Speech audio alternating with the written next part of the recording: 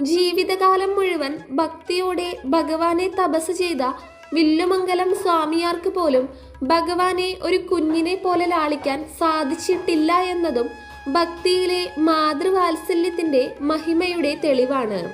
കടഞ്ഞെടുക്കുന്ന വെണ്ണ സ്വന്തം കുഞ്ഞുങ്ങൾക്ക് നൽകുമ്പോൾ ആ മുഖങ്ങളിൽ കണ്ണന്റെ കള്ളച്ചിരി കാണുന്നവരാണ് അധികവും.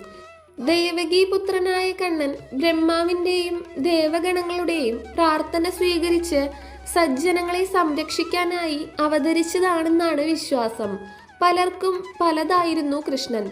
കംസനെയും ശിശുപാലനെയും പോലെയുള്ളവർക്ക് കൊലപാതകിയും മായാജാലക്കാരനുമായിരുന്നു കണ്ണൻ.